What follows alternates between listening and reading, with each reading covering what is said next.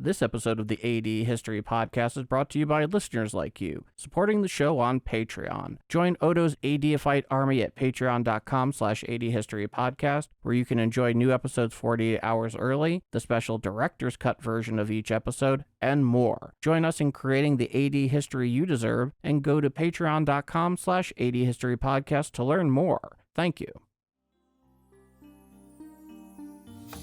Have you ever wondered how Rome created its greatest scourge, or imagine the chaos in Britain right after Rome abandoned it?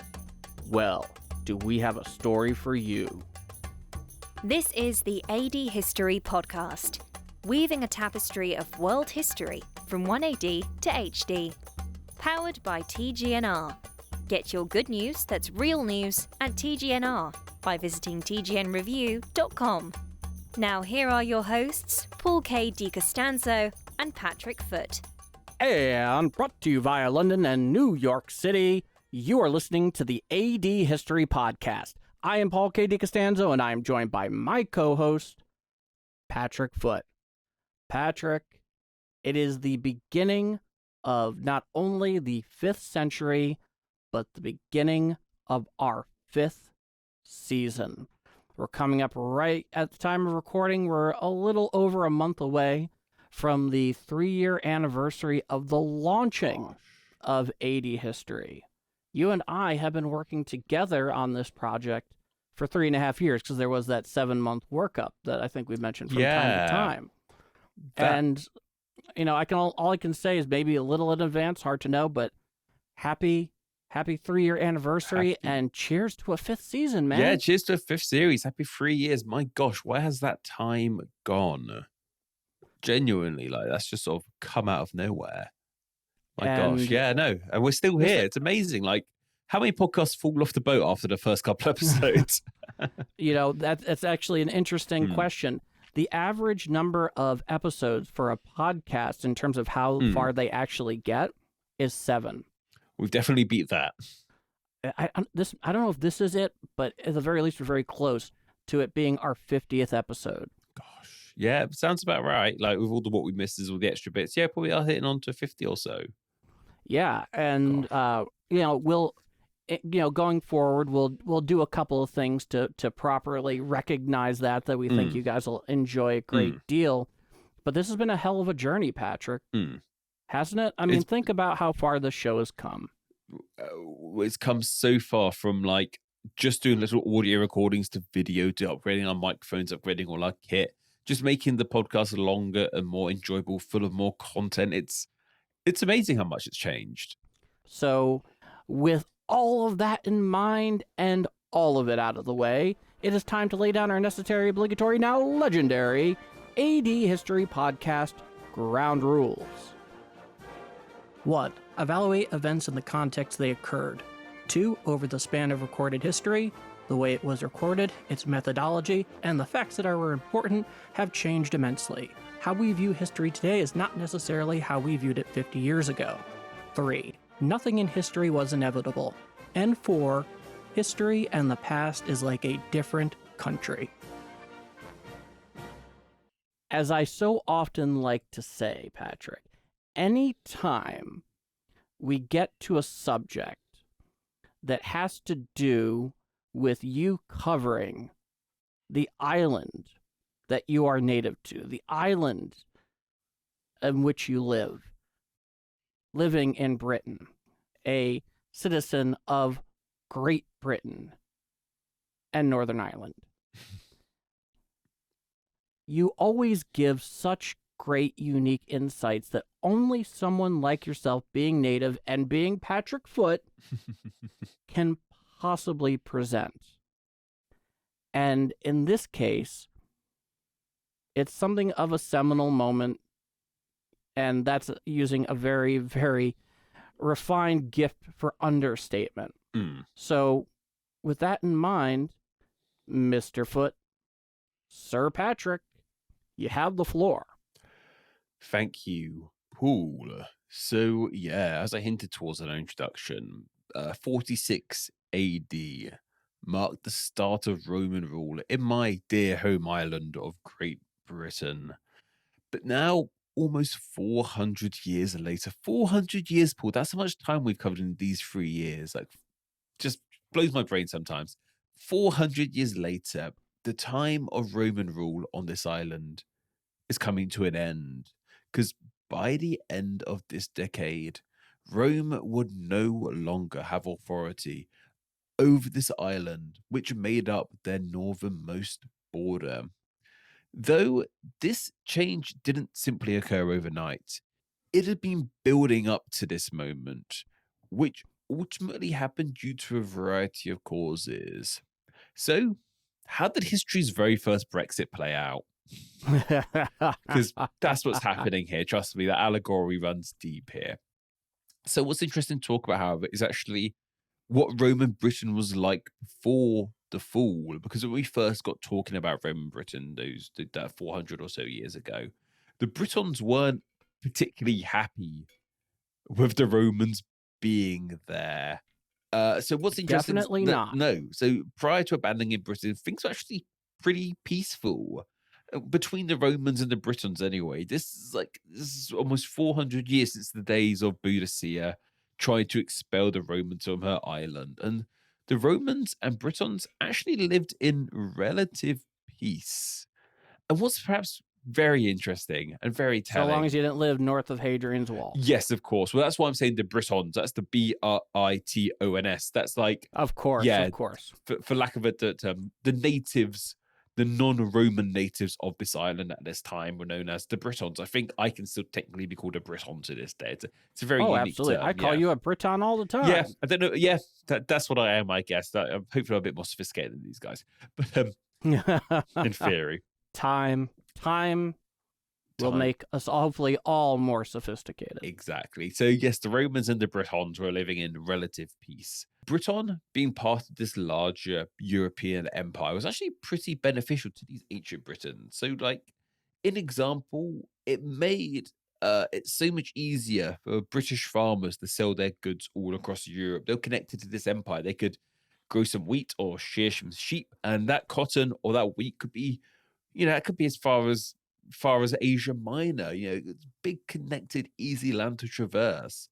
And likewise, the Roman soldiers who were stationed in Britain, or Britannia as it was, of course, offered great protection because the Britons didn't really have an army to themselves. And I promise you, this is the last time I'm going to make any sort of digs about this, because we're leaving Britain behind after this episode. This idea of Britain being part of a larger European group where they're all connected and work with one another, that's a pretty cool idea, isn't it, Paul? Well, I know where you're going with that one, and all I can say is that I don't have a horse in that particular race. I'm just saying it's a fun idea. Being an American, I honestly, I don't know how many Americans followed the Brexit story or have much interest in the European Union. I was one of them, however, and I, just being the political scientist among us, naturally it made for some incredibly interesting and insightful viewing, to say the least. And of course, I guess in its own way, the Roman Empire as an empire, which is a little bit different than the concept of the European Union. However, there does seem to be this idea of a common market. Yeah, and a landmass that has some sort of unifying entity. Yes, absolutely.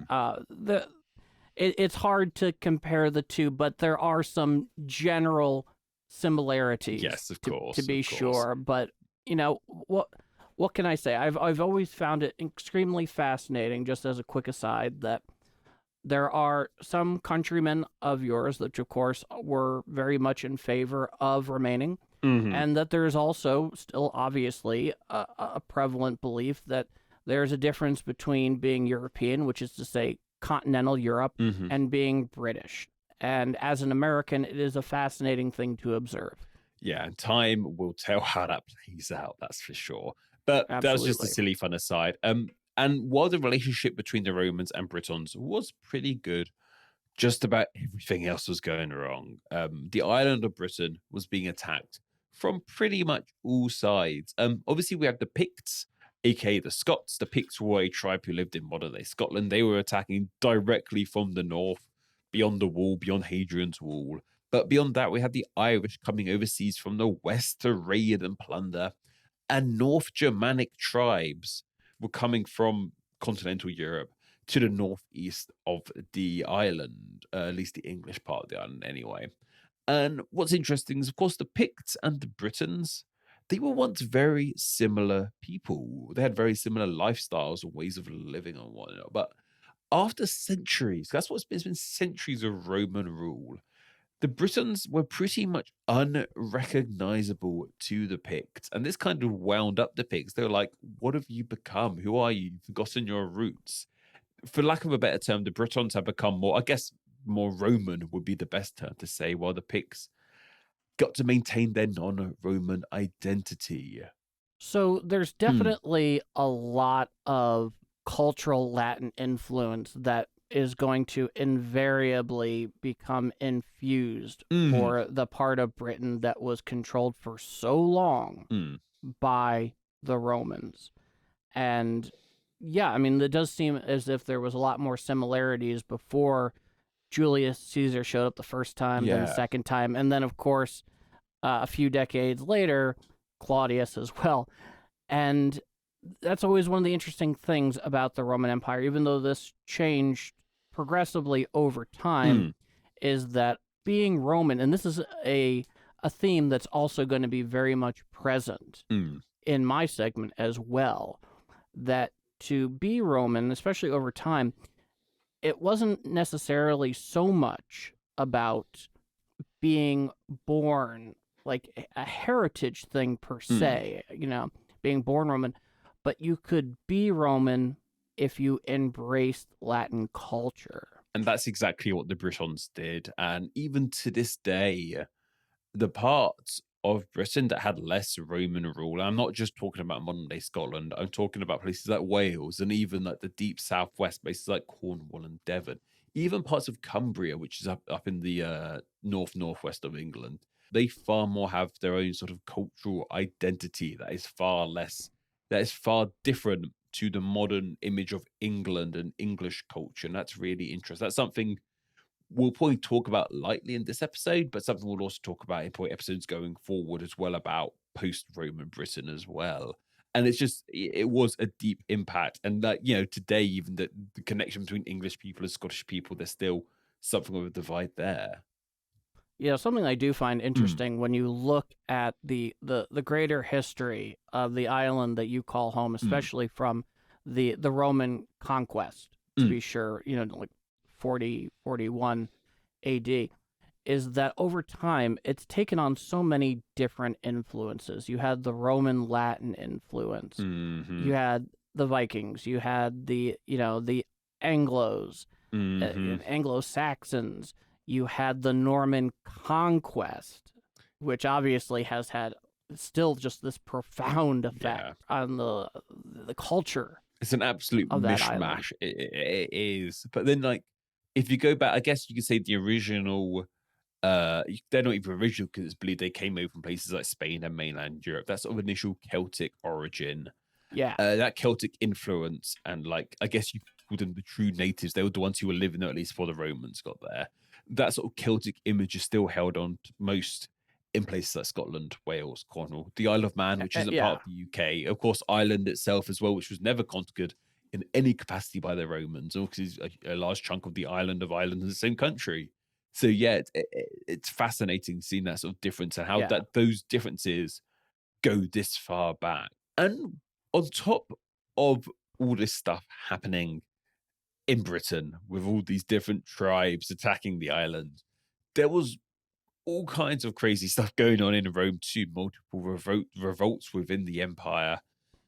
And Britain had actually gained a bit of a reputation unto itself being a breeding ground of usurpers. Quite a few usurpers of Rome gained their initial momentum on the island. And we talked about this with Magnus Maximus.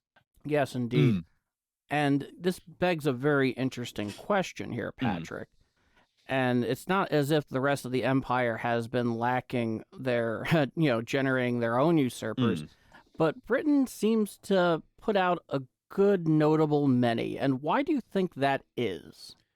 Well, before I answer that, I just want to read a quote here. Tiny little quote. So this was from 415 AD. It was By by whom? St. Jerome. And Ah, he referred to this island, and I love this term for Britain. It's so provocative. He called it fertile in tyrants, which is just a hell of a provocative term for Britain. Interesting. If I He said that in 415. Yes, so this was post getting rid of Britain from the Roman Empire. If I ever had to write some sort of popular history book on the history of the UK, I would call it Fertile in Tyrants, because it's such a fun, provocative title.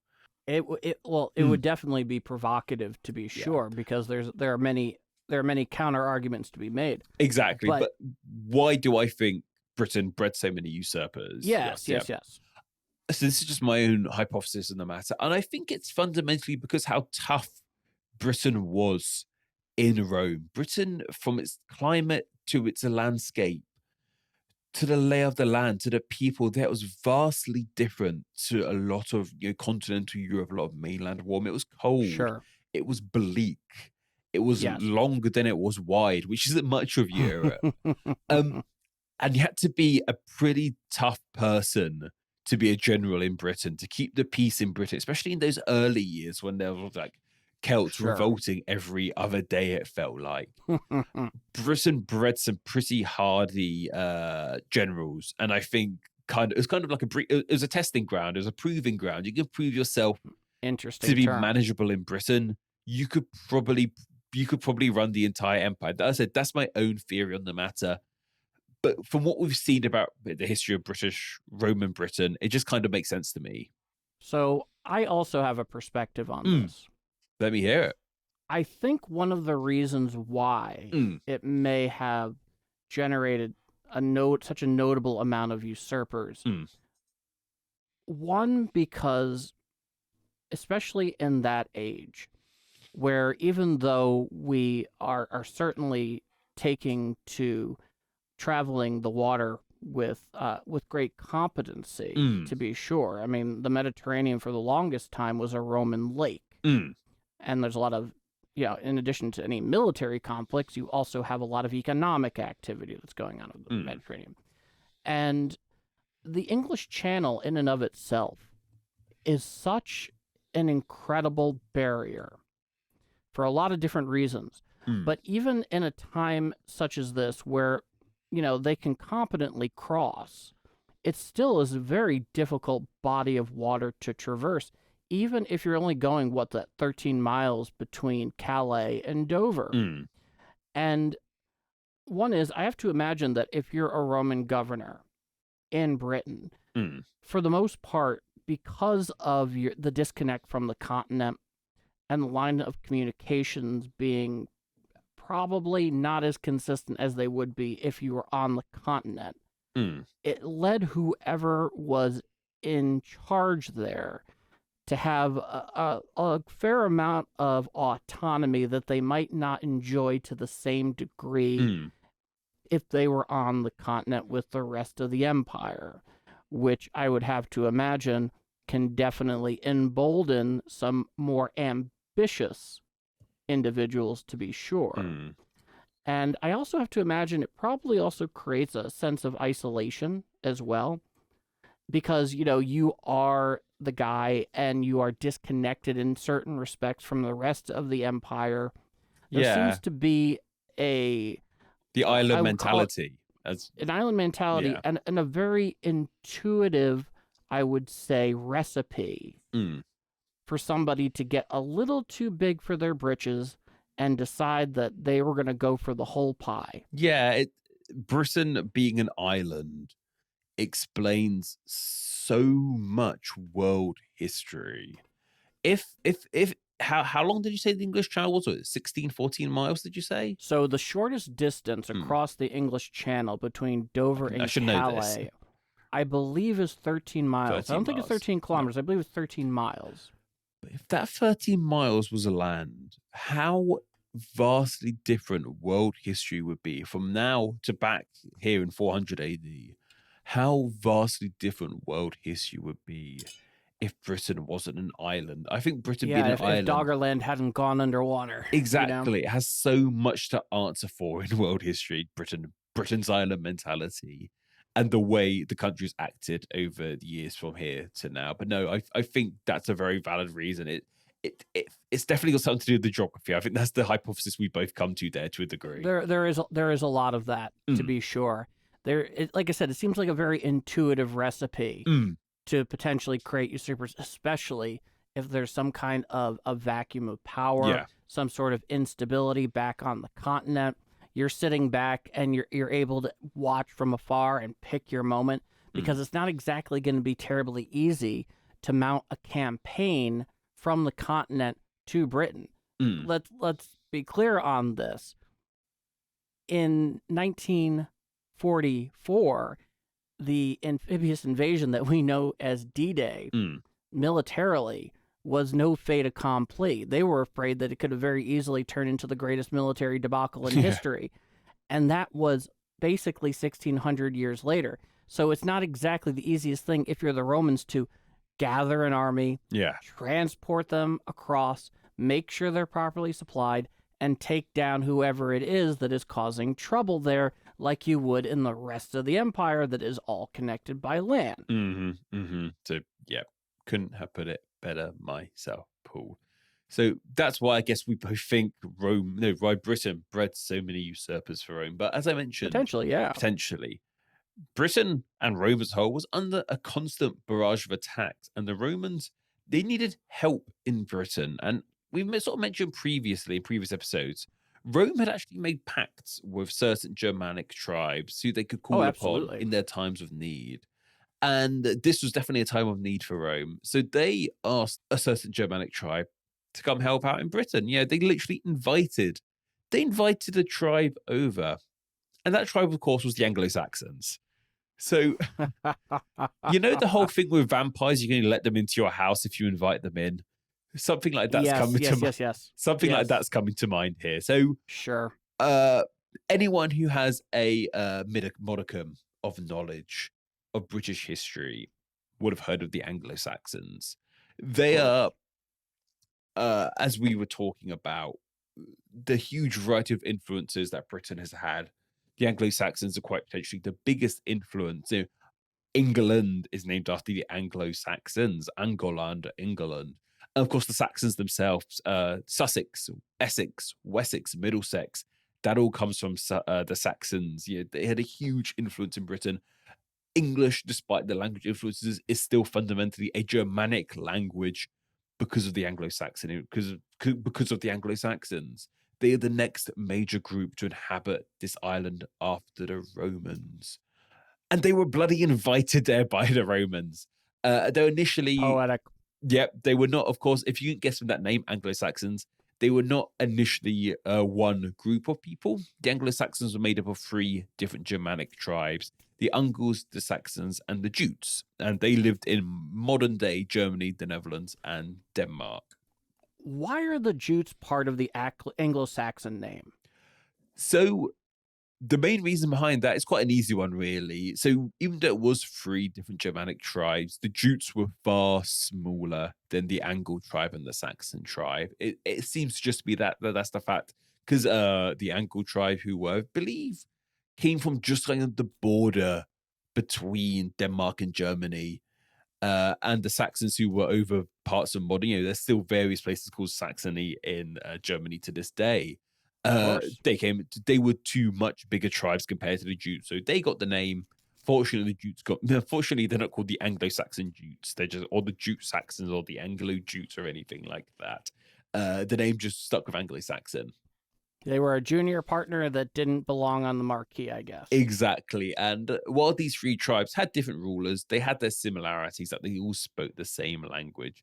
And of course, once they settled in Britain, over the years, they sort of amalgamated into one group. And today, and before you ask, I don't know my own ancestry on this side, I'm afraid, but 1/3 of modern British people are believed to have Anglo-Saxon ancestry, which is incredible. Like, they had a huge influence to this day on this island. After 1,600 years. Yeah.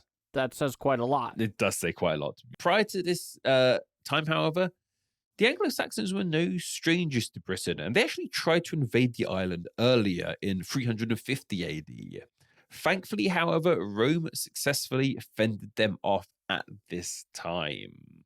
So we kind of got to ask ourselves, apart from being invited there, why did the Anglo-Saxons want to live in Britain? And That's a good question.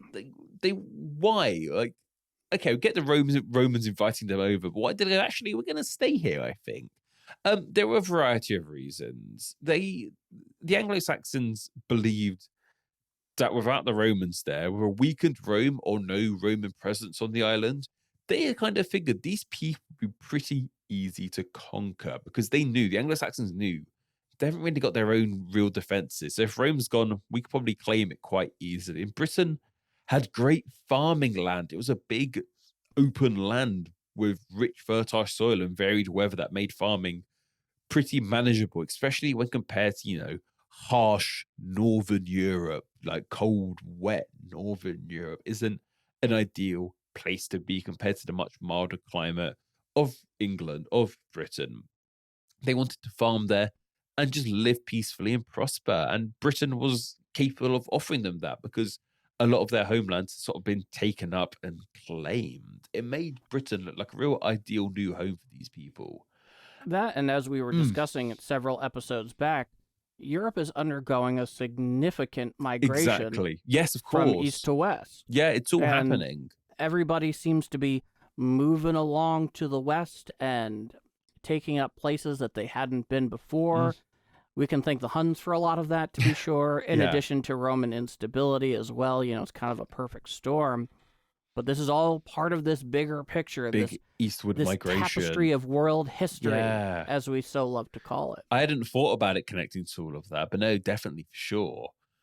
But that is one of the main reasons the Anglo-Saxons were like, we want to go live in Britain now. And it just seemed like easy pickings at this moment of time with the way Rome was going, because not only was Britain under attack from all angles, Rome was facing a multitude of issues unto itself. And Paul, you're going to be covering one of these biggest issues in your segment. So I'm just going to briefly go over some of the attacks that was happening in Rome at this time. For lack of a better term, and Paul, you should really get a beep on that soundboard. That would be a good thing to get on there. You should be ready with it when I'm going to warn you. It can be arranged. So by the early I'll save you now, but by the early 5th century, the poop had really hit the fans in the Roman Empire. Things were not going well. Rome was currently being ruled by Western Rome, I ought to say, was being ruled by one Flavius Honorus. And Western Rome had found itself in a pretty similar situation to Britain. It was being attacked by all manner of tribes, such as the Alarics. So Alaric the first being the king of the Visigoths. Yes. Who we'll be talking about later. Who we'll be talking about. Alarics and the Visigoths, they invaded. The Vandals, who were a Germanic tribe that gave us that modern term, they invaded in 401. There were more barbarian invasions in 405, and in 406, those aforementioned Vandals once again invaded Gaul. As I said, I won't talk too much about that because, Paul, you're covering that section in a moment. Indeed. But Western Rome was not having a great time. And I don't know if you've got a highlight on this, Paul. How was Eastern Rome faring at this point? Do you have any ideas? I imagine they weren't in quite the predicament Western Rome was. Not exactly the same predicament. There does seem to be more stability there. So in the East at this point, and I'm going to get into some of this in the segment, they're obviously dealing not just with the Visigoths, but you still have the Sassanid Persians out there, in addition to the fact that there does seem to be a desire to get in the camp of the Eastern Empire because it does seem a bit more stable. It's from an economic standpoint, the Eastern Empire is and has been for a long time before the Romans and after the Romans. That's where the money is, man. And I guess what's interesting, that's just going to my head, we're talking about how so many people were going westward like the Huns, like the Anglo-Saxons, but the Romans were actually going eastward to Eastern Rome. And I wonder if those two things are connected. Like the Romans, by and large, abandoned the West So there was a vacuum of power there for people like the Huns, for more people to move eastward from the west. And that's just, it seems in a time when everyone else was going west, the Romans were going east. I just found that quite interesting. It is interesting. I mean, there's a reason why the empire continued in its Byzantine form Exactly. in the east, and it's been as if you've been listening and following along in episodes of AD history for pretty much the last 2 seasons, it's been extremely apparent which of these two, especially after Diocletian, where it officially becomes east and west, and Constantine obviously having tremendous influence in the political power and that epicenter shifting to Constantinople and Asia Minor, and just how dominant the East would be for so many reasons, and why it took a very long time, centuries in fact, before Western Europe really caught up and would ultimately surpass it. Yeah, Eastern Rome is going to live a lot longer than Western Rome in one shape or another. But what Western Rome needed at this time was more soldiers, more men, more hands on the continent itself. So where better than to recall soldiers from none other than the island of Britain back to continental Europe? Seemed like a good idea at the time. So this is it. This is the Romans leaving Britain. And if there's one thing I had to say about this, are you much familiar with Hitchhiker's Guide, Paul? Yes. So long and thanks for all the fish. That's what I feel is quite a sentimental thing I want to say here. That's quite how I feel the Romans. I've referenced that in the show before. Yeah. It feels like quite a sentimental thing for the Romans to say now. So long and thanks for all the fish. And being British, thanks for all the fish. That couldn't be more British. So Emperor Honorius made a tough call to not only recall soldiers from Rome, but recall all of them to abandon Britain of Roman rule. He wanted his soldiers from there to come back to the continent and defend the empire. And these orders reached Britain. And when they did, the soldiers started to leave the island. And I've kind of read conflicting reports on when this happened. It ranges from about 407 AD to 410 AD. The popular date is 410. That's what Wikipedia says anyway. So 410, it fits with our episode as well that it has to be 410. 410, by and large, is the consensus. But there is wiggle room there as well, as there is with so much stuff this far back. And supposedly Emperor Honorius even wrote a letter to the Britons saying, so long, no, he didn't say so long, thanks for all the fish. It said, fight bravely and defend your lives. You are on your own now, which is a little bit harrowing, I suppose, in its own little way. Yes, it is. And, I'd be very curious to know. I don't know if it's knowable. I don't know if you came across anything in your study and research into this.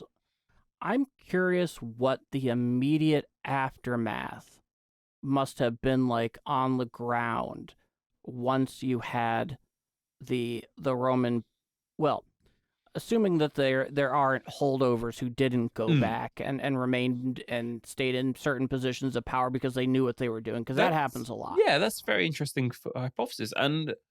But I'm curious what it was like without that official Roman power there that had been there now for centuries. What that must have been like on the ground. So that is definitely what I'm going to be covering a lot more in our follow-up episode. In our next episode, I'm going to be talking about a period of history that is known as sub-Roman Britain. So it's easy to just go, it was Roman, then it was Anglo-Saxon, but that really wasn't the case. Britain went through a period known as sub-Roman Britain for quite a while. And this was basically a time of complete societal collapse. There were no rulers or authority, and the island was still under constant attack by the Picts and other tribes. And as I mentioned, the Britons relied heavily on the Roman army for protection. Absolutely. And I mean, that's one of the reasons why you buy into the idea of the empire, is because hopefully, and certainly in centuries past this was the case, that you would have a very capable, professional army that would defend you from exterior aggression. And that is not the case at this time, I'm afraid, because they were gone. And it was pretty much an open target. And this was the exact scenario the Anglo-Saxons had anticipated, Paul. And they swooped in and claimed the island for themselves. Though, as I mentioned, that didn't happen overnight either. And this period of sub-Roman Britain, as I mentioned, it didn't become Anglo-Saxon Britain overnight. Sub-Roman Britain ended in about the late 6th century. It would take well over 100 years for the Anglo-Saxons to get a real tight grip on this island. And between then and now, the British and the Britons would defend themselves from the Anglo-Saxons in a variety of battles and fights in ways they could. And I'm really looking forward to talking about those in future episodes of AD History. But by Roman Britain, as Emperor Honorius himself said, so long and thanks for all the fish. You're on your own now. Yeah. That is so ungallant. Yeah, that's how it comes to an end. And while this may mark the end of Roman rule in Britain, as we talked about at the beginning, the legacy lives on in this nation to this very day. Towns like Londinium was a Roman town, what became London. Colchester, basically, if it's got Chester in the name, it's a Roman settlement here in Britain. The language we use has a heavy Latin Roman influence. This podcast wouldn't sound the way it does if some Romans didn't make their way across the English Channel all the way back in 43 AD, Paul. But that time's gone. And I guess here's the question onwards. that I'm curious about. And it's a very difficult one to answer if you're going from the prospective view of history of those who were living through it at the time, because that's really something we try to aim for as much as possible in this podcast. And I'd be very curious to pick the brain of, the person on the street, if they thought the Romans evacuating Britain was a good thing. It's hard to tell, because when we started talking about Roman Britain back when this podcast began, that was the only thing the people of Britain wanted. They wanted the Romans gone. That was like, we need to get them gone. But so much time has passed by then, and they probably didn't want them gone. I don't. In the immediate aftermath, how could this be kind of a good thing? It's chaos, it collapsed into absolute chaos in this aftermath. It's a vacuum. Human nature and the universe in general abhors a vacuum. Yeah, like the grown-ups had left, basically. Britain had become Lord of the Flies in its own little way, it felt like. Oh, goodness. I don't know if it was a good thing. At this time, Britain hadn't really... This wasn't a consensual leaving. The British didn't decide, okay, we want you to go now. I didn't force them off. This was probably the worst time for the Britons to lose Roman rule, because they were so, by this point in history, they were so heavily dependent on them that they couldn't really fend for themselves, hence the rule of the Anglo-Saxons. And of course, the Britons themselves didn't completely go extinct, as I mentioned. So, kind of slight spoiler for upcoming episodes, a lot of the Britons who didn't get overtaken by the Anglo-Saxons or merge with the Anglo-Saxons, they actually escaped into sort of deeper parts of the country, places like Wales, places like Cornwall, places like Devon, places like Cumbria, and of course Scotland never got Roman rule. I don't know if Anglo-Saxon rule reached into Scotland either. That's something we'll look into in the future as well. And it's those places like Wales, like Cumbria, like Cornwall, like Devon. They're the places that still maintain that much more stronger Celtic influence, because even though the Romans did claim them eventually, and if you remember, it took the Romans a bit longer to claim Wales than it did the rest of England. Yeah, they had trouble locking on to it consistently and fully. It was always a bit troublesome. Yeah, it was kind of like the first, last to come, first to leave. Basically, it had far, even though it did have Roman influence, it had far less Roman influence. The opposite of the U.S. Marine Corps. Exactly, it had far less Roman influence than other parts of the UK, like England, and likewise Cornwall still has its strong identity. And that's because where these Britons sort of fled to, they fled to these outskirts of the island. And that's something we'll talk about more in future episodes. And that's something that I very much look forward to, Patrick. This has been quite a journey. It has been. Seeing this evolution of Rome and its control of Britain and making it formally part of the empire. From the very beginning, where you had Augustus saying, do not expand the empire, do not go into Germany, and don't bother with Britain. And Claudius, of course, several decades and a couple emperors later, decides that, I could definitely use the political capital that such a conquest would provide. Let's head on over across the channel. And to his credit, he did it, and he even was there in person for part of it. Yeah. But it's so much more than that. It is such a cultural integration. And as far as I know, there are still Roman remains on the island to this day. Oh gosh, yeah, they're all over the country, all over the island. You can find Roman remains. Like, they're not hard to come by. Not hard at all. I think there's some near here. It is a very old island with so many tremendous influences that create the culture and country that you call home. That created this guy. Of that, there's absolutely no doubt. So, us here, you there, and we'll be back right after a word from one Anna Domini. This is the AD History Podcast. Keep up with the show and join the discussion by following AD History on Twitter with the handle @ADHistoryPC and the hashtag ADHistory. Check us out over on Facebook, Instagram, and YouTube by searching AD History Podcast, as well as, of course, tgnreview.com/ADHistoryPodcast. Also, check out the AD History Podcast on Patreon. See how you can help support the show and the rewards that await you by exploring the AD History Podcast on Patreon. See the link in the description. Now, back to Paul and Patrick. Yeah, that's right. That is the new theme to the Patreon submitted question segment, the 1812 Overture. So when you hear the famous notes, you know it's time that we are going to answer a patron submitted question in our famous middle segment. And Patrick, we have a truly original one today that I am really looking forward to answering. Yeah, so what is it? I found this one to be very interesting, and it's quite a simple question, but can definitely go in a lot of ways. The question is, which historical figure would we like to see on our respective nations' currencies? I think this is interesting for a multitude of reasons, because not only do we get to talk about the question at hand, it's probably worth talking about kind of our nation's relationships with changing the faces on our money. So here in the UK, obviously, the Queen has been on one side of the notes forever and ever and ever, and will be forever and ever and ever. And they update her image, every 10 years or something like that? So her on the paper money, her image isn't updated at all. It's still her as a young woman. Yeah. I thought that for some reason, or maybe that's in Canada. I'm not sure. Potentially but in other places. But here, it's been the same picture on the back.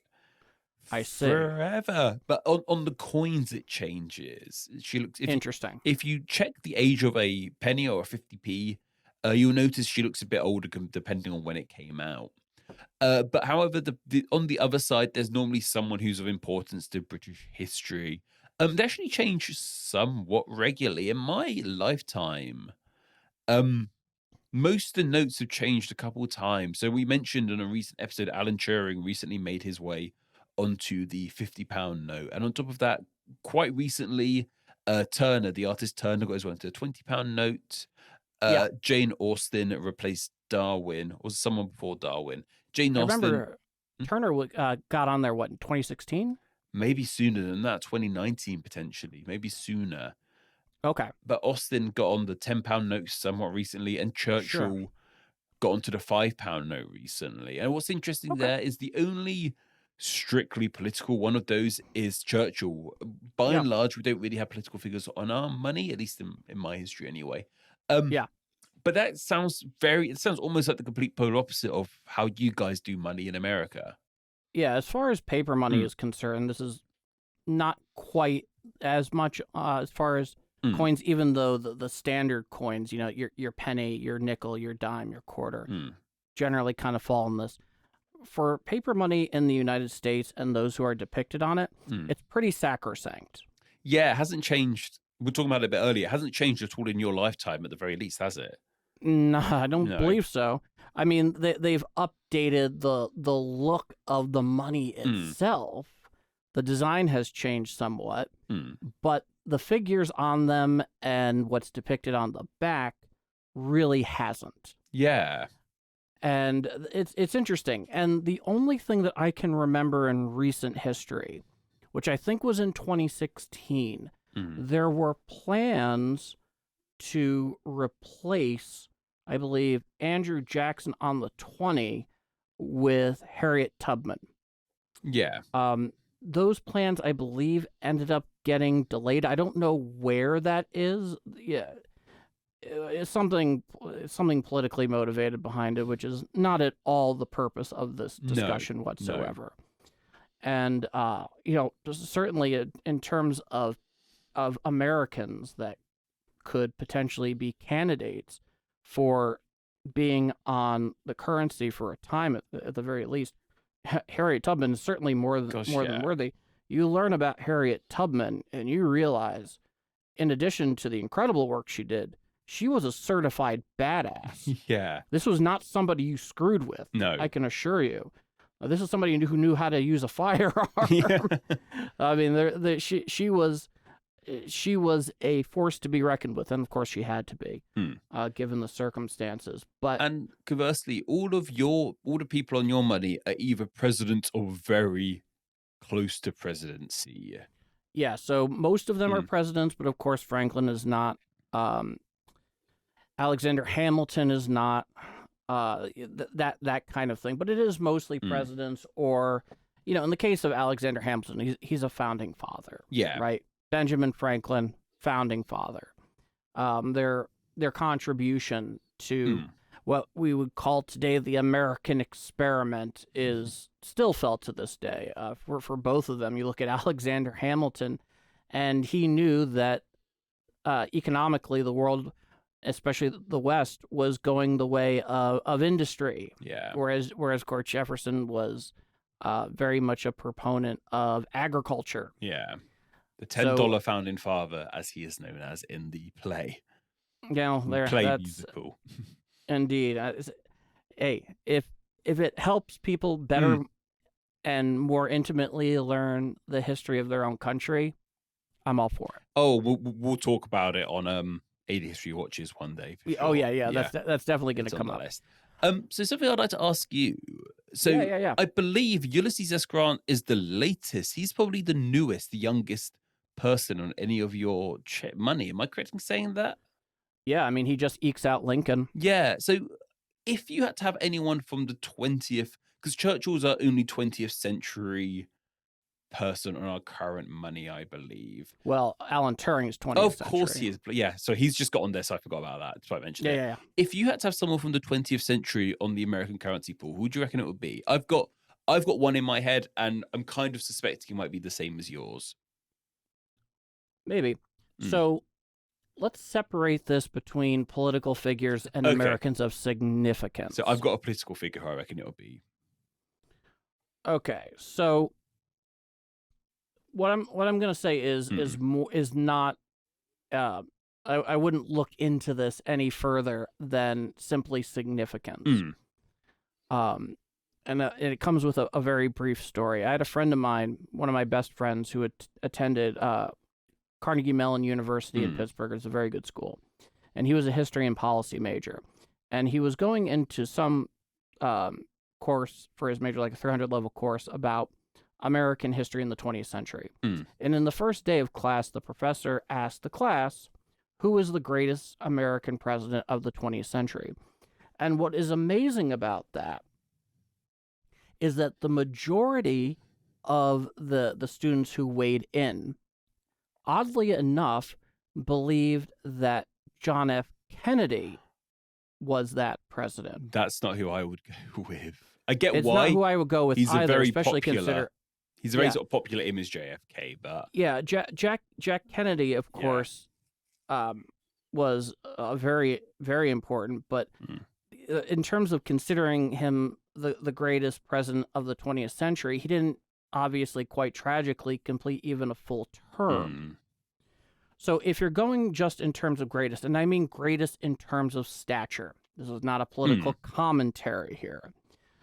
In that regard, the greatest, and by greatest I mean the most influential president of the 20th century, in my eyes, is undoubtedly FDR. Yeah, that's who I was implying. It has to be FDR. For the same reason we have Churchill on our £5 note, it would have to be FDR if they got anyone. I'm surprised they haven't chipped away at Mount Rushmore yet to change Teddy into Franklin. That is interesting to be sure. I mean, they didn't even get to go as far with Mount Rushmore as they wanted to. They wanted to get like a full bus going on there. But no, definitely FDR. If there was any 20th century president to be on American money. Because undoubtedly he was the most influential American president of the 20th century, between coming in, at the beginning of the Great Depression in 1933, everything that happened with the New Deal and the legacy of the New Deal. This is not a discussion about the merits of it. And of course, his leading the United States to, for the most part, into victory in the Second World War, of course, dying in April of 1945, about 3 months short of full victory. You had Truman as his vice president, who ended up succeeding him after like 90 days after being sworn in. So, yeah, I mean, as the political figure, if you're looking at a president, that's your guy.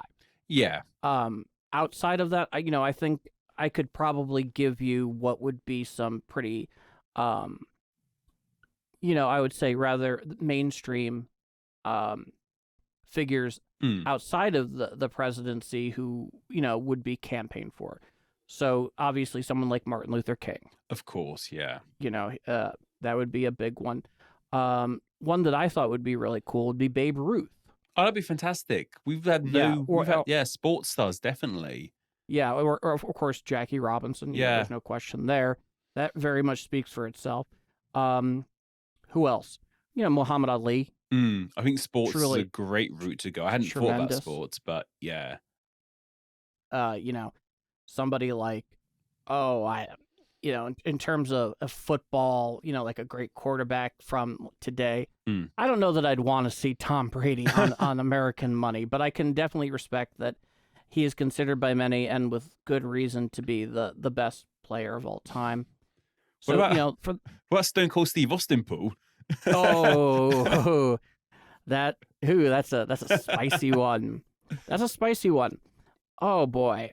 Well, here, what are some of yours? I can come up with more as I get a little bit more time to think about this. I have two. So if I had to go political and non-political, I don't need to get into my own personal politics on this one, but I wouldn't be surprised if in the far-flung future, maybe not so far-flung future, Thatcher ends up on the currency. I would imagine that would be fairly contentious, just given that most of the public has a love-hate relationship there. And I think probably most people are aware of my side of that history, but say what you want about her and the things she did. She was the first female prime minister of the UK, and that has a lot of, regardless of where she lay on the political spectrum, she was still that first. And even to this day, we've only had one other female prime minister, and that was only fairly recently with Theresa May. That holds a lot of weight, a lot of credence unto itself that I think will get her there regardless of what she did. It does. And during her also time. Kind of like going back to the thinking on FDR, right? And the 20th century of Britain. Whatever you may feel about their politics and their policy, she goes in a trifecta of the three most influential prime ministers of the British 20th century, where of course, you have Winston Churchill, who's already on the £5 note. Obviously, you'll also have Clem Attlee, who obviously would be more my choice for the money, but we don't get into that side of things. Ultimately, like I said, as an outsider, and we've discussed this on the show, not having a horse in the race. When I look at Britain, Mm. I see both of their footprints there very clearly. Yeah. And just in terms of how your country looks and operates today, and not having a horse in that race, I look at it and I call it the way I see it. But what about in terms of non-political figures? So I think I hadn't even thought about sports. So I think that's a terrific route to go. Pretty much anyone from the 1966 England football team could very much, the World Cup winning be team. the entire team. Yeah, it could be the entire team that'd be happy. But however, the one that came to mind, and I would put money that he will once again in the far-flung future end up on a banknote. So when it came to putting Turing on the £50 note, they wanted someone in the world of science and technology on there. So it makes all the sense for Turing to be on there. Funnily enough, Thatcher was actually debated in that field because she actually has a history. She has a background in science and chemistry, I believe. But my suggestion, my theory was someone who isn't even dead yet. And obviously, I imagine they wouldn't put a living person on the currency. That'd be a little awkward, but yeah. I genuinely think that 50 years, 100 years, probably beyond my lifetime, Tim Berners-Lee will definitely end up on some currency. He created the World Wide Web, which is perhaps... Yeah, that's a hell of a contribution. So it's not the internet. The internet is what powers the World Wide Web. The World Wide Web is all the web pages and whatnot we look at, just to clarify. He invented the World Wide Web, which is the single most important thing probably in our lives, minus... We are living it right this second. Yeah, exactly. He undoubtedly deserves to go on the money. He hasn't got a bad image, unlike, say, someone like Zuckerberg or who. Like you could sort of say potentially he's sort of the same. You may think he'll be of the same ilk of that, but he doesn't seem to be. His contribution to the world, to technology, to science, is undoubtedly huge, and I think he definitely deserves to go on the money as well. And he's a British person, which I don't know if a lot of people are aware of. The World Wide Web is a British invention. That is incredible. Yeah, I think. And who else could it be? I was looking back historically. People like Shakespeare, I think before my time, was on the £5 note. I think he definitely earned his right to be there. But comes to mind for me is someone like Tim Berners-Lee. Maybe more painters. I think it's Great Turners on one of them. I'm trying to think of more writers. Dickens has got on there. Maybe Tolkien. That'd be a great one. That could definitely work. Oh, I could definitely see Tolkien making his way on at some point. I think that'd be a terrific one to go on there. Definitely. For his contribution, I believe behind Dickens, who's already been on the currency, behind the Bible, I think The Lord of the Rings is the most selling book of all time. Like the book that sold the most copies of all time. I mean, Tolkien definitely has deserved a spot on there. I guess you could debate Rowling as well, but her legacy is still being created, for lack of a better term, as we speak. But I think Tolkien would be definitely a worthy candidate. And likewise, you kind of want people who aren't that politically charged, and that's why the only sort of political figure we have on our money is Churchill, because he's basically beyond politics in the same way people like Washington and Lincoln are on your side. You said that's Churchill? Yeah, he's kind of beyond, like, people don't think of him as a politician, they think of him as a war leader. So no one really debated too much once he got on the money, say in the same way they would about Thatcher or something.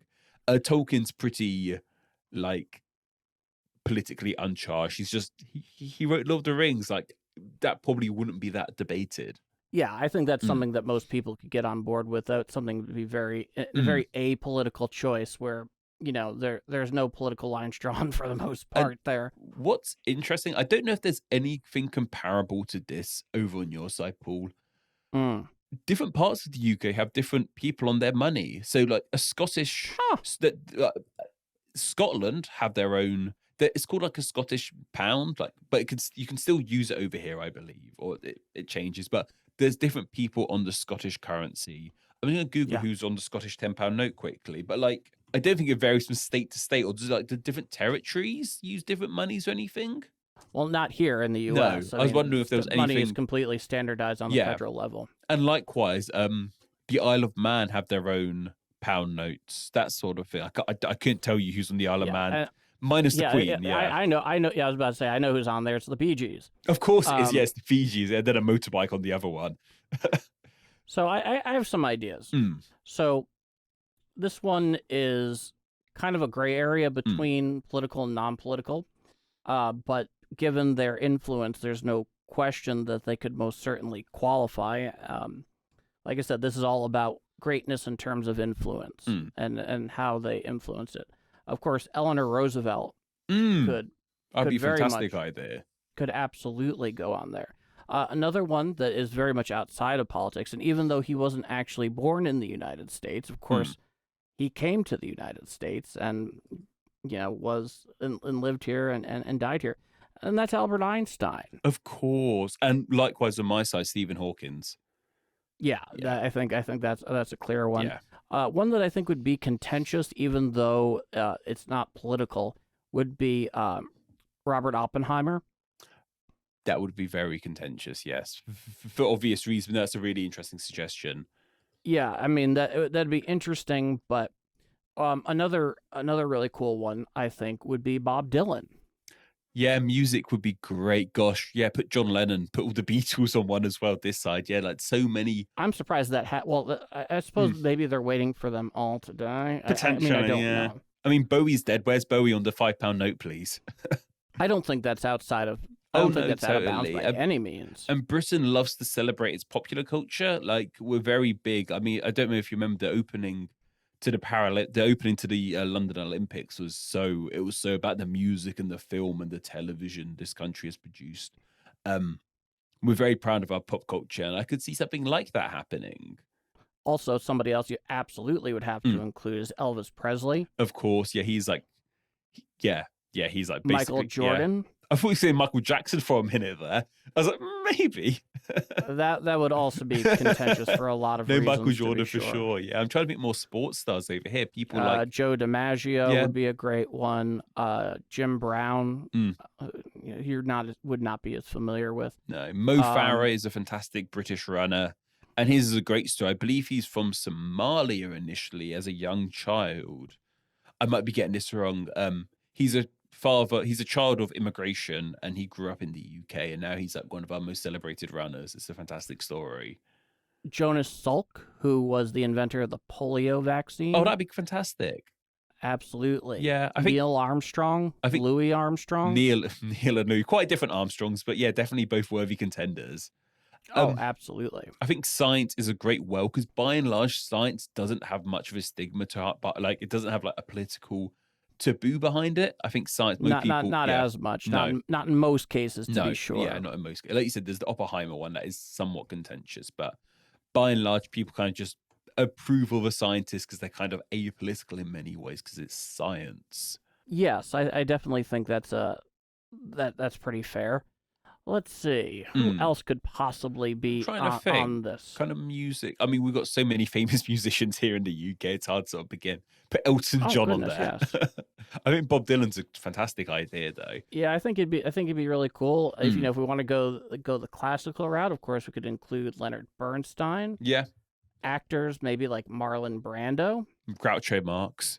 Groucho. That'd be Marx. Fantastic. That would, yeah. And then the Pythons on ours. Bing Crosby would be another one. I mean, goodness, he basically defines the sound of Christmas. Yeah, I mean, what's interesting is not all currencies around the world actually have people on them. I believe the euro is personless. It's more landmarks the euro contains. Interesting. So, like, would you consider ditching? I mean, and likewise, only one side of your currency has a person on the other side has various landmarks on it too. Whereas our money has the Queen on one side and someone else on the other, so we could ditch people altogether and just have landmarks on there. Well, yes. Helen Keller. That'd be a great one.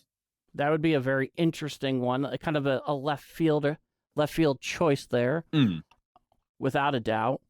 Douglas MacArthur, George Marshall. That's even though he was a president.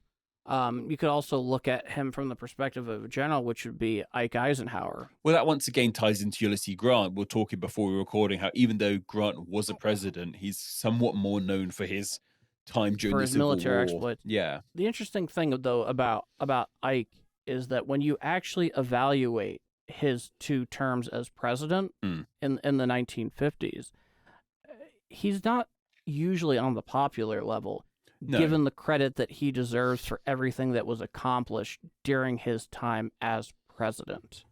So, I mean, he's definitely somebody that, as far as I'm concerned, could go on there. I'm a big proponent, though, of George Marshall, who was both, obviously, a soldier. He was the Army Chief of Staff. He was the top-ranking man in uniform during the Second World War for the United States. He was right there at the right hand of FDR. And then, of course, Truman, he was very much an apolitical figure. He was noted to not vote in elections, so it wouldn't in any way influence a bias, because he had true admiration from both sides of the aisle.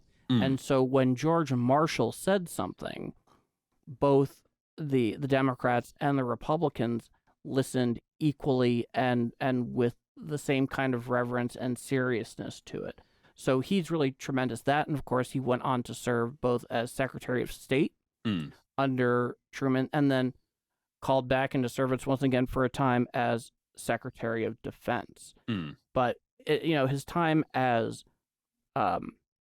Secretary of State was huge for a lot of different reasons, but let's not forget it was also during that tenure that we got the Marshall Plan. Exactly. Named after himself. Yeah, and that plan was not an easy thing to get through Congress. Truman famously said, of course I was going to name it after George Marshall. Everybody admires George Marshall. If it was called the Truman Plan, it would have been DOA in Congress. Especially the 80th Congress for Truman, that was a Republican majority, and there was a lot of banging heads there, to be sure, but all the same, that's a big one. From media, this is one that most people probably wouldn't know, but he was really big, especially in covering the Second World War, which was Edward R. Murrow. That's a big one. Stephen Fry. Sorry, I'm just going to say Stephen Fry right now before someone mentions it in the comments. Yes, I know Stephen Fry should be on the pound note on some sort of money for sure. I think an interesting way to maybe wrap Will this Rogers. Mr. Rogers for you guys. Yeah, Bob Ross. That's actually a really good one. Yeah. Mr. Rogers actually would be a fantastic choice, because who doesn't love Mr. Rogers? Exactly. Bob Ross for you guys as well, definitely. Yeah, boy, that would be fun. I wish we were that cool, Patrick. We are not. I think perhaps a fun way to wrap this one up, maybe. Sure. How about non-specific people on a currency? Say like an unknown soldier, or like here we're very proud of the NHS, like a nurse, just like a generic figure. Maybe something like that potentially. An organization. An organization. The Mc £5 note. The Mc $5 bill, I would say. Oh boy. Yeah. Yeah. I mean, Ronald McDonald on your currency. You have the Empire State Building on there or something. The Sears Tower. Mount Rushmore itself. You get exactly. You get 4 presidents. The Alamo. Yeah. I like the Alamo. Believe me, I've been to the Alamo, and it's quite an experience. I can imagine. You go there thinking it's going to be like some kind of museum, but it's not, because it doesn't even receive public funding. It's all funded privately by the Daughters of the Texas Revolution. Gosh. So when you go there, it's less a museum, and it's more of a shrine to the spirit of Texas independence. Gosh. It's an intense experience down there in San Antonio. Gosh, I have to go visit myself one day. Conversely, you've got something like Stonehenge over here, which I personally find Stonehenge to be I think it's impressive, but it's a little bit lackluster to look at, I must admit. But it's very historically important. Mickey Mouse. Yeah, put Mickey Mouse himself on there. I think maybe that's a step too far. I think, Paul, we've completely changed both our nation's currencies with enough suggestions we've had. But why don't we share it with you, the listener? Absolutely. Yeah. I'd love to hear what they have to think about it. Absolutely. So if you're watching or listening to us on YouTube, comment down below. Who would you like to see on your nation's currency? If you're cool with it, let us know what country you are and some of your suggestions. And if we get some good ones, we'll share them in an upcoming episode. 'Cause that can be a lot of fun. And if you are, of course, listening to us on one of the many podcast directories, tweet it at us at ADHistoryPC, or head over to facebook.com/ADHistoryPodcast. Follow us on there, and we'll post the question to see what you guys think, and you can leave the answer. And of course, we'll do the same on Instagram at instagram.com/ADHistoryPodcast. But because this is the Patreon submitted question segment, we'd like to thank our patron for submitting this question to us, and you can have your question answered on air in show by joining Odo's ADFite Army at patreon.com/ADHistoryPodcast at the $5 a month tier or higher.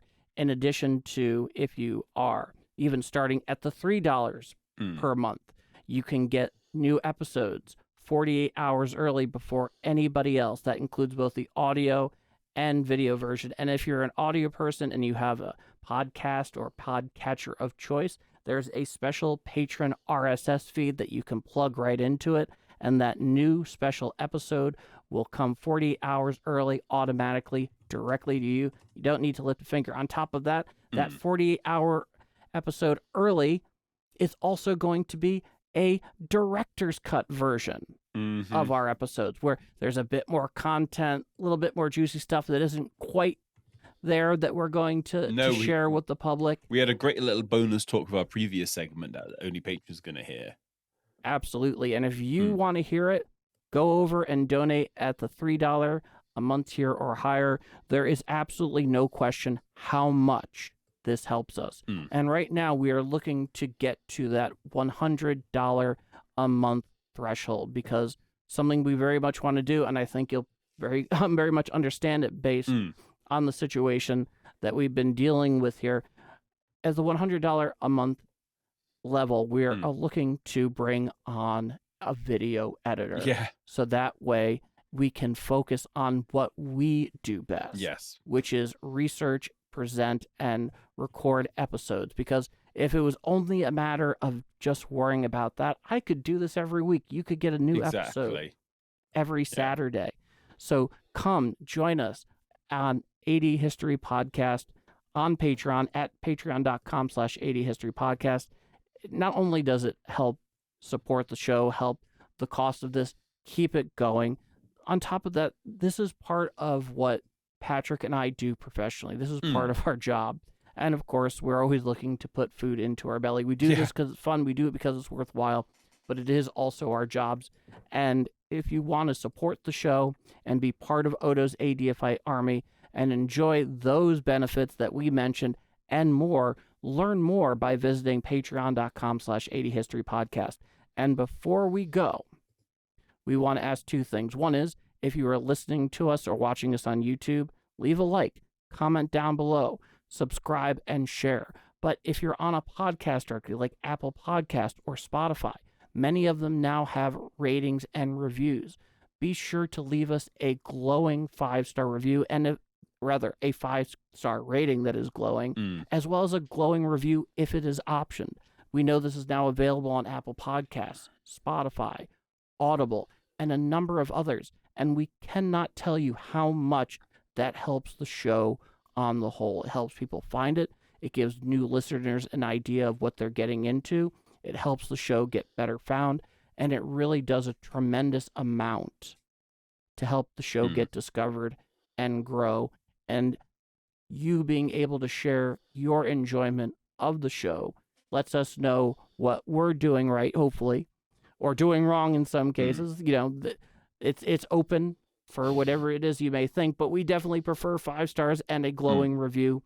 So please leave that for the show. It does so much. We can't even begin to overstate that fact. And also, before we go, we want to thank our patrons that have stuck with us and have joined us so far and have been so instrumental in making this the AD history you deserve and helping us move forward so we can continue doing better work and hopefully for the first time meet that $100 a month goal to get this thing running even further. So we'd like to thank Daniel Sun, James Barham, Kelvin Gascoigne, Martin Cox, Kevin Ega, James Hyham, Atomic Straw, and insert something witty here. It is thanks to these patrons who have joined Odo's ADFite army that we can continue marching forward, creating the AD history you deserve, and better work all the time. And we'd like to thank our patron once again for submitting this Patreon submitted question. This was a really good one. And us here, you there. And we'll be back right after a word from AD. This is the AD History Podcast. Okay, Paul, as you hinted towards the start of this episode, your segment goes into detail about something we really haven't seen happen on the podcast yet. Rome is going to be sacked. Please explain to us. The first thing I'm going to say is, once again, this is part one of a two-part epic, because it is that big of a story, and it takes that much time to get it right. So you're going to get it in two installments. And yes, this has to do with the Visigoth king Alaric I, who would be the Goth Roman-trained warrior who would indeed end up and going and sacking Rome, the Italian peninsula, in a way that Rome has not experienced in centuries and certainly has not happened. And it's even unthinkable up to this point within the context and scope of our show. So, how I came to become interested in covering the topic of Alaric I is somewhat convoluted. As an ongoing student of the history of the Second World War, I encountered the story of Juan Pujol Garcia, an individual whose exploits are so extraordinary that I'd like to do a special documentary video about him for AD history at some point in the future. Pujol became the most successful double agent for the Western Allies during the conflict, pretending to spy for the Germans while actually being an Allied double agent working for MI5 as part of their espionage double agent orchestra officially called the 20 Committee in Roman numerals, better known as Double Cross, XXXX, fun play on words. His code name for the Abwehr, German intelligence, was Alaric, the Roman-trained Goth who sacked Rome. Because of this, I wanted to learn more about this mammoth Gothic figure from late antiquity who proved Garbo's Abwehr intelligence code namesake. And with all of that in mind, I think it is best to set the scene. There's an old story about two Goths attending a Roman imperial banquet, just around this time. It may be apocryphal, I'm not sure. At this banquet, after the two had imbibed a bit too much, they got into an argument about the merits as outsiders for the benefits of aligning and joining with Rome. One of the Goths talked about how much Rome had done for them, the benefits of empire, the benefits of Roman life, and all the opportunities it afforded them. The other Goth was just the other way. What had Rome done for us, he claimed, believing that Rome was cynically self-interested in what the Goths could offer them, which in this case, as you will learn and as we've talked about prior, was usually bodies to join the army. That they would never see them as equals, and were essentially using them for their own ends. As I understand that this argument ended in a bloody murder. Yeah, but as things do these days. Yes. But when you look at arguments from both sides that they made, despite common misconceptions of debate, both were correct. Rome offered much and also had much self-interest in doing so. It is a debate that can easily be applied to other times and situations in history. This debate very much embodied the story, insofar as I have been able to ascertain about Alaric I, a Roman indoctrinated culturally and militarily trained Goth, who would famously go on to sack Rome itself. For what it's worth, as much as Adrianople was one of the major signs of the combined Roman Empire's decline, This story shows the empire to be an elderly lion whose roar had become greater than its bite, naked to outside aggression, and its vulnerabilities made clear to any observer. And I have a quote here from Zosimus, who's a late 5th century source. Quote, "East and West, the law concerning sacrifice was repealed and other traditions handed down from their forefathers neglected. Thus the Roman Empire has been gradually diminished and become a home for barbarians, or has been reduced to such a depopulated state that the places where cities used to be cannot be recognized." Gosh, it's sad to hear Close that. quote. Like, it felt like only yesterday Rome was in its heyday, and to hear that like its cities can't even be recognized now is quite sad. And the quote is also telling in another interesting way, which is that as far as what it means to be Roman, especially in the great legacy of culture and government, everything that comes with Rome, that certainly that core Latin culture and influence that proves so effective and integrating into other cultures for lands that they conquered and integrating those people into their empire has now been very diluted. Because as Rome has gone on in the last couple of centuries, their relationships with their neighbors had most certainly become more frequent and more cooperative on a case-by-case basis. And this meant bringing people from the outside in, where you now see Goths looking for Roman legitimacy, things of that nature. That is how much Rome culturally, in many respects, had changed by this point. This is not the Roman Empire of Augustus anymore, and it will never be again. So let's talk about Alaric.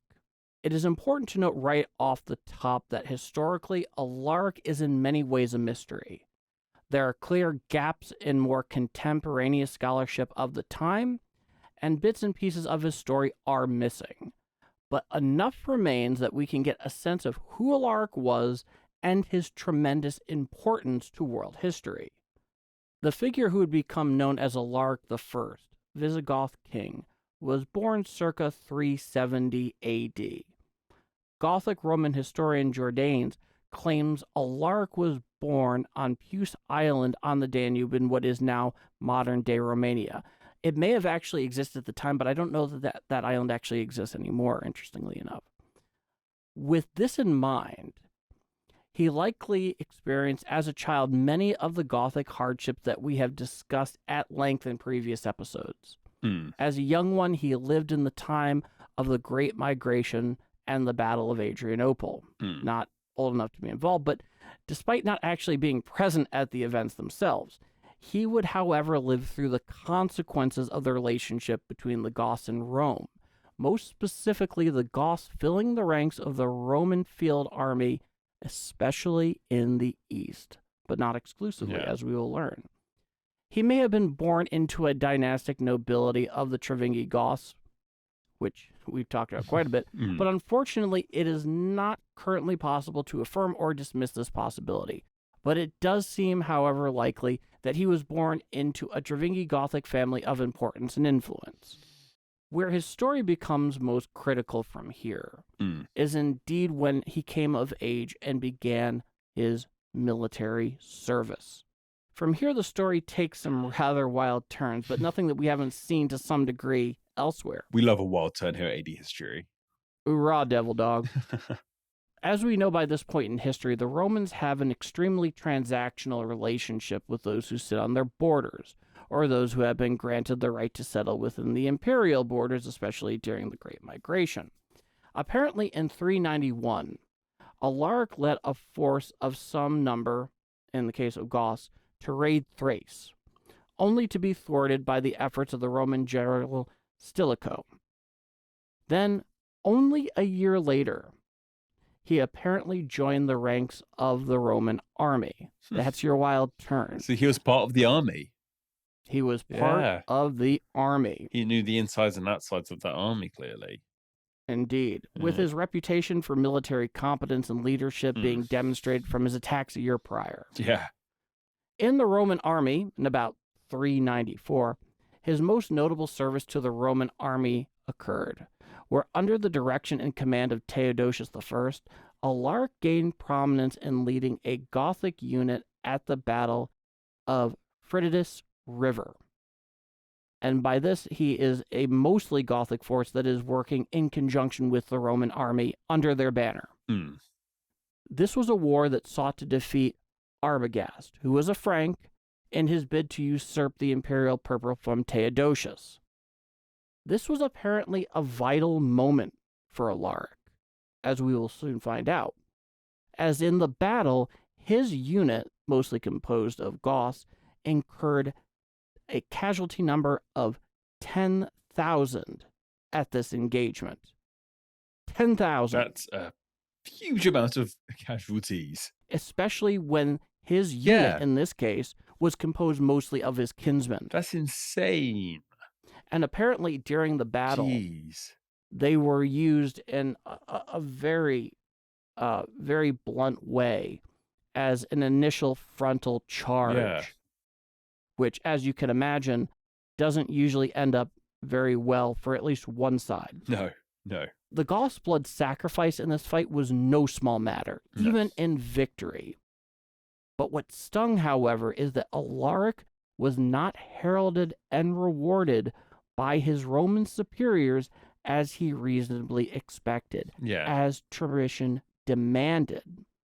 The expected reward for such an accomplishment for somebody like Alaric in this case was the post of Magister Militum, translated in English as Master of Soldiers.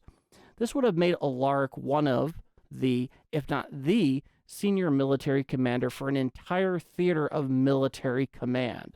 So that is no small post. Why do you think he didn't get that reward of I'm going to get to that in just a moment, Patrick. You're gonna find out in spades. So what was the consequence of the cavalier, callous, and ungrateful attitude of Theodosius towards his Gothic allies? This insult had two major consequences for Rome and the Goths, respectively. Foremost, it led Alaric in 395 leading a mutiny against Rome and launching a Gothic mission to attack Constantinople. This mostly resulted in raiding and pillaging various cities and settlements within Thrace and Macedonia, and from what I understand, never quite getting as far as Constantinople. This was a strategic quagmire for Rome, because there wasn't enough forces stationed in Italy, which would have been the base from which soldiers would have been deployed, to adequately stop the raiding campaign led by Alaric. Arcadius, which was the oldest son and successor of Theodosius I, was keenly aware of this. But Paul, in rebelling and launching this campaign of sorts, what was Alaric after in the big picture? What were his goals by doing this? That is a question that has been asked many times. Once again, his motives are unclear to historians. Adrian Goldsworthy, who we mentioned a fair amount in our two-part episode about the Trevingi Goths and the Battle of Adrianople and the Great Migration, he speculates it may have been an attempt to force the recognition and promotion he was due following the bloody victory at Frididus River. If he managed this promotion to Magister Militum, it would have entitled him to receive food supplies for his forces by the Roman state.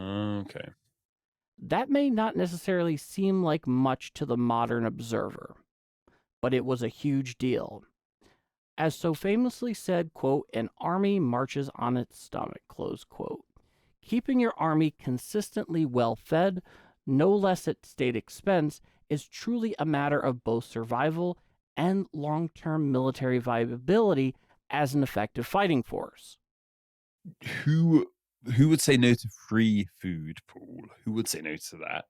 Fair question. But were there any other major consequences of this supposed snub, this apparent snub, I ought to say? Well, indeed, like I said, there were two major ones. So let's talk about the second.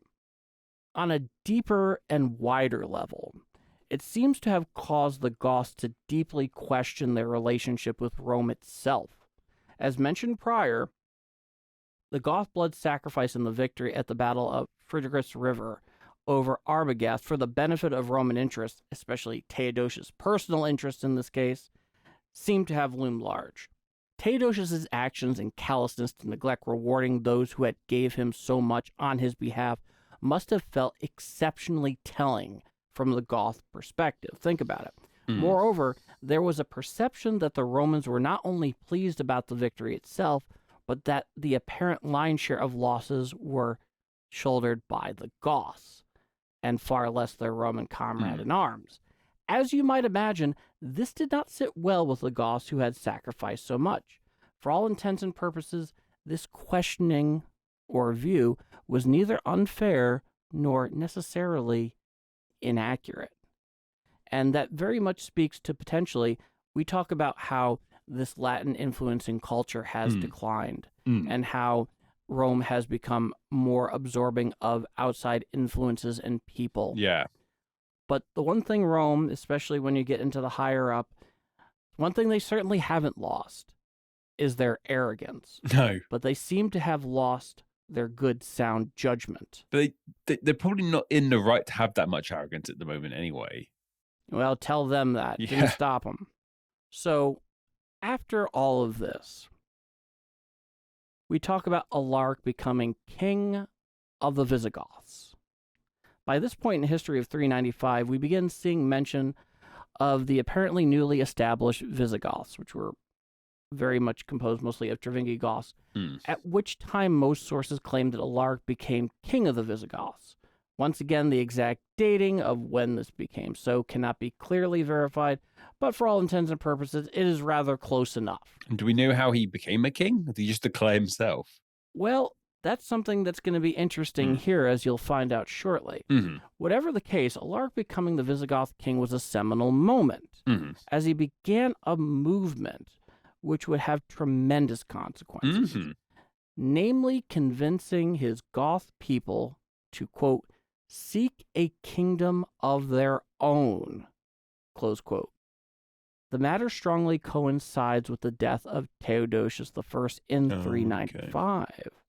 As his successor's sons did not prove to be anywhere the leader that Theodosius was. You know, how many times have we heard this story so far? Some things don't change in history, it seems. Some things don't change at all. Indeed. And something else worth asking was, how did he manage to engender such loyalty in the first place? Like, how did he drum up this support for them to seek their own kingdom? And, hey, you've got a kingdom. We need a king. What about and myself? To make him king. Yeah. So, in the case of, how he became king, one is it's likely that he was born into a higher strata of Gothic society. So there was some of that. Two, you also had the loyal support of his army. And one other thing, something that seems to have popped up again and again within the sources for my research is that Alaric seems to have been a very charismatic personality. Since we cannot get a firm grasp on exactly where he was born into regarding the social totem pole, but it had to be high enough, there does appear to be a theme that Alaric moved people by the force of his personality and the salient nature of his greater message.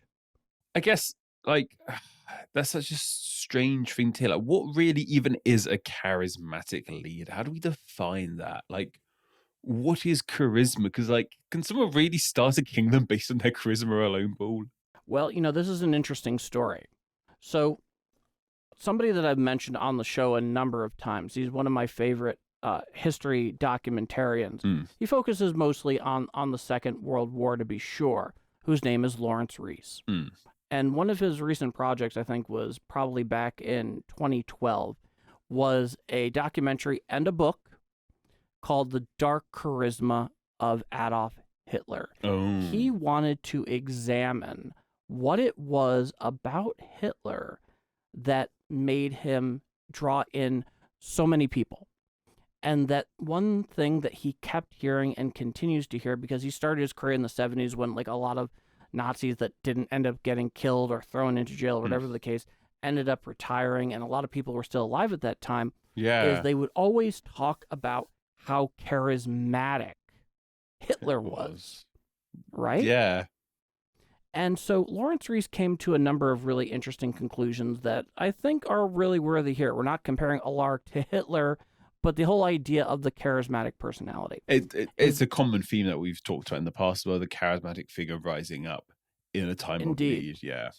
Indeed. So one of his conclusions was charisma is a value neutral quality. So it's neither good nor bad. It simply is. Mm-hmm. In addition to that, it also has to speak to something similar in the individual or group or crowd that they are addressing. So you can have two people with completely different perceptions of the same individual on the same occasion. You can have one person that says, oh my God, this person's the savior. And you could have another person saying, this person's a major league asshole. So like charisma's in the eye of the beholder, I guess. It's the way you can explain it. In so many ways. That is a very good way of putting it. And this whole idea of charismatic personality, we have seen this. And, I'm not going to harp too much on the Hitler thing, but the fact of the matter is his force of personality, at least in the way that he was depicted at the time in Germany, both in his rise to power and during his rule, a lot of which had to do with the evil genius, Joseph Goebbels, the propaganda minister, who was, let's put it this way, he still has influence on media today. Anybody that works in media, if they say they haven't studied Goebbels, they're lying, all right? And the fact of the matter is that one of the major things he would tell the Germans, especially after their First World War defeat in that terrible interwar period of Weimar Germany, is that it's not your fault. It's everybody else's fault. You're amazing. They're the issue, and I have the answers. And the whole idea that an individual, there's this one thought that you cannot truly convince an individual outright that has an already established opinion, necessarily change it. That when it comes to convincing people, what it really boils down to is that they're already somewhat down the line of the line and message that you're preaching, right? And so you come along and say X, Y, and Z, which is already resonating with them, but it's worse than that, and it takes them further down the line. So there's a lot of things here, and if you are viewing or listening on YouTube, I want to hear your thoughts about what makes a charismatic leader and what you consider to be a charismatic leader. We want to see your thoughts. Be sure to leave it, or definitely tweet it at us, send it to us on Facebook or over on Instagram. So for Alaric's old Roman general, once we get back to the story here, we get an idea of what charismatic leadership is for all intents and purposes. But we get back to the greater picture. For Alaric's old Roman rival, the general Stilicho, this seeming vacuum of power was opportunity in the clearest form, because you had two very weak successors to Theodosius. You had Arcadius, who was being controlled, and then you had the fellow you mentioned earlier, who at the time I think was something like 8 years old. Yeah. So not a bad deal. Stilicho, following the death of Theodosius, claimed that Theodosius entrusted the guardianship of both his sons, the imperial successors, to him. Stilicho managed to gain the sole military command in the Western Empire, and further sought to extend that control to the East as well. Everybody wants the East. Yeah, the East is where the money is. And it's where the money is. It's where the opportunity is. He began to take his Western forces, as well as the contingent he had from the East, and marched east for all intents and purposes to deal with this mutiny by Alaric. However, Arcadius, Theodosius' oldest son, 18 at the time, rejected Stilicho's initiative. He then ordered Stilicho to send the eastern forces under his command back to Constantinople. Stilicho grudgingly acceded to this order and stopped the advance of even his remaining western forces altogether. As such, he did not engage Alaric at this juncture. This essentially allowed Alaric a free card for his exploits of raiding in Thrace and Macedonia for nearly 2 years, going completely unchallenged militarily, until about 397. So This would appear to be a complication for his claim that he was entrusted by Theodosius for the guardianship of his 2 sons, Paul. He apparently saw it as his greatest source of power, but also seemingly bound him to the wishes of Arcadius in this situation. More to the point, a lot of this has to do with Arcadius and his puppet master Eutropius not wanting to grant any precedent or authority for Stilicho to intervene in Eastern affairs. That's how it seems. Yeah, it's a complicated one. You say, "Oh, I'm here for your guardianship," but that also kind of means that you gotta follow orders, especially when they are your superiors. Yeah, you can't have it both ways. Not at all. But by 397, Stilicho did return to Thrace and Macedonia, with a Western army forcing Alaric to eventually retreat. And in this case, schism in the empire, especially in the West, and even in the whole, schism presented possibility. Alaric whiffed strategic opportunity. But Stilicho was not the only one who saw opportunity on its face, as it was also the case for Alaric. Conflict between the two halves of the empire created room for strategic maneuver for Alaric. Alaric began a march through the Balkan regions of the Eastern Empire. According to Roman sources, their advance included pillaging, seeking war booty as they progressed south towards modern Greece. There's much debate over the political maneuvering that was occurring due to this campaign.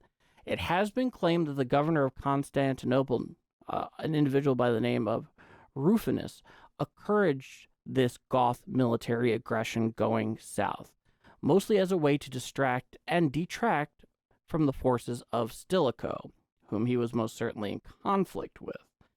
Though Alaric's army would eventually engage Stilicho's forces, which had sailed to Greece from Italy, and they apparently came away with much war booty for their efforts, and nobody is entirely sure why Stilicho's forces allowed them to walk away with such a prize. But Rufinus would eventually be murdered by Gainas, a Goth general serving in the Roman ranks, whom Alaric actually had served under previously early in his military career, who then made himself the military master and effective leader of Thrace, which is interesting. But what is particularly important is the actions of Eutropius, who was actually a Roman eunuch. So this is in the court here. Eutropius apparently had Arcadius, the Theodosius' successor, on tightly bound puppet strings. After some military victories over the Huns, Eutropius made several very highly advantageous agreements with Alaric and the Visigoths to establish a more lasting peace. With the Visigoths receiving significant gains of grain and gold. This, however, had a considerable ripple effect, as it outraged the faction of Stilicho, viewing such an agreement as a supreme betrayal. This lasted until 399, when the empire and the Eastern regime, after the fall of Eutropius, and no longer wished to honor the agreement with Alaric, then transferring his province to the Western Empire, thus stripping Alaric of his prized post. Dun music sort of sound about what comes next. That could be some ominous music for the stream deck. Yes, indeed. Undoubtedly it was, but unfortunately, given the situation... Not going to get bored of that. A little anticlimactic in this case. But by 401, given everything that had happened to Alaric, both fighting to get the recognition he deserved, and then later trying to assert that recognition by fighting some more, and then eventually getting, to some degree, the gains and reward that he deserved. But once again, Rome in particular reneging on the deal and totally screwing him, sending him over to the West. Very much stripped him of a great deal of power because he had no greater support there. So in 401, he decided to take his army and begin the invasion of the Italian peninsula and what would become the sack of Rome. That is where we leave this story until our next episode. Yes. I'd say, why did he invade Italy? Do we have any idea why he decided to do it right there, right now? That is absolutely a true mystery. There's no unequivocal source that explicitly states why Alaric chose to make this dramatic move. We can only make some educated extrapolations to his motives. As we have seen so far, much of what Alaric had done had been in response to a lack of Roman recognition and reward for the service he and the Goths had performed for the empire. Though it is still hard to necessarily ascertain all of his motives, or what the strategic benefit may have been for Alaric to make this move, specifically the benefit of the Visigoths as a whole. But inasmuch as he is going to sack Rome and make some very, very important ripples, what we do know, and what we will learn in our next episode, Patrick, is that it would most certainly in time become his undoing. And as we saw at the Battle of Adrianople, that being a microcosm that very much parallels this greater story that we are learning about here, all of this could have been avoided through a truly genuine and properly motivated diplomatic solution that undoubtedly could have been avoided had the freaking Romans kept their end of the bargain. Have they not learned this yet? Why are you inviting problems that do not need to exist? It's my purse! I don't know you! Great That's use what he's once about to again. go and do to Rome.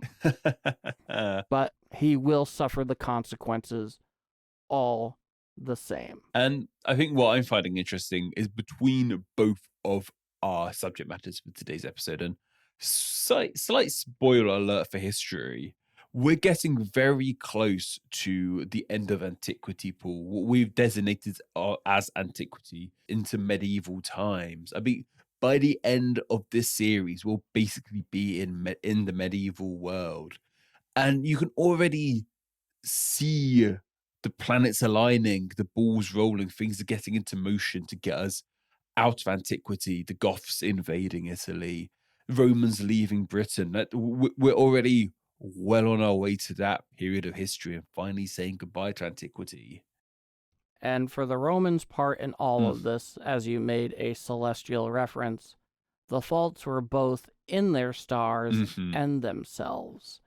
And once again, not only could this have been avoided through proper diplomatic means and keeping their end of the bargain, but to Rome's detriment, as we will see, their arrogance in their decline, especially in the West, would do as much to expedite the ultimate disintegration of the Western Empire, the true split between the two, and what we will see in not too many episodes ahead, this Western Empire truly begin to lose its form. But that is for the future, as is the rest of this incredible episode. I think this is going to be a really interesting series. I think this might be our most interesting series yet, Paul, because so much is going to come crumbling in this series. There's going to be no lack of stuff to talk about, to say the least. So until next time in that regard, us here, you there. And we'll be back right after word from Anna Domini. This is the AD History Podcast. Well, that does it for us today. Patrick, where can people find us? You can find me personally primarily on Instagram at NameExplainYT. But you can also find me on Twitter at NameExplainYT. And of course on YouTube, search NameExplain. What about you, Paul? In addition to my usual work at TGNR at tgnreview.com, you can find me at my Twitter handle at PKD in History, as well as my reader-submitted World War II Q&A column, The World War II Brain Bucket, where I answer all World War II related questions, which if you are on YouTube, we will have a link down in the description. That's all today from myself. Goodbye. thank you and take care. Yes, thank you all so much. Until next time. Like all good things, we come to an end for today. Thank you for listening to the AD History podcast. It is listeners such as yourself who make this show possible and truly awesome. Be sure to follow and subscribe for upcoming AD History podcast episodes, available wherever podcasts are found. Also, follow AD History on social media. Follow the show on Twitter at the handle @ADHistoryPC, as well as on Facebook by visiting facebook.com/ADHistoryPodcast and Instagram as AD History Podcast. In addition to liking and subscribing on YouTube by searching AD History Podcast. Do you have a direct comment or question for Paul and Patrick? Drop them an email at adhistorypodcast@tgnreview.com. Also, be sure to visit the show's homepage at tgnreview.com/ADHistoryPodcast. For Paul and Patrick, thank you for listening to the AD History. We'll see you again next time in the ever-growing tapestry of world history.